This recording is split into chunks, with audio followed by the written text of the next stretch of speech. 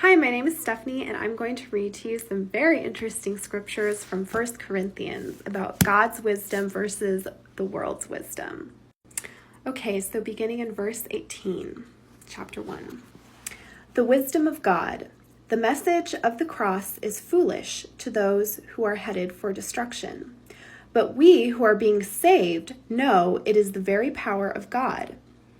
As the scriptures say, I will destroy the wisdom of the wise and discard the intelligence of the intelligent. So, where does this leave the philosophers, the scholars, and the world's brilliant debaters? God has made the wisdom of this world look foolish. Since God in his wisdom saw to it that the world would never know him through human wisdom, he has used our foolish preaching to save those who believe. It is foolish to the Jews who ask for signs from heaven, and it is foolish to the Greeks who seek human wisdom. So when we preach that Christ was crucified, the Jews are offended and the Gentiles say it's all nonsense. But to those who called by God to salvation, both Jews and Gentiles, Christ is the power of God and the wisdom of God. This foolish plan of God is wiser than the wisest of human plans, and God's weakness is stronger than the greatest of human strength.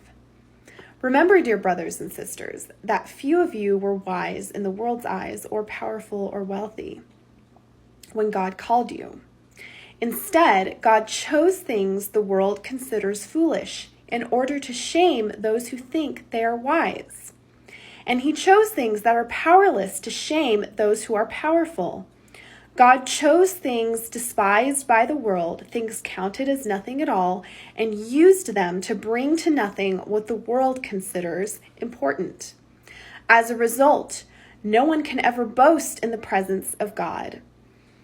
God has united you with Christ Jesus for our benefit. God made him to be wisdom itself. Christ made us right with God. He made us pure and holy, and he freed us from sin.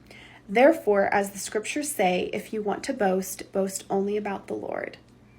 So I think this passage speaks for itself, and I really hope it encouraged you.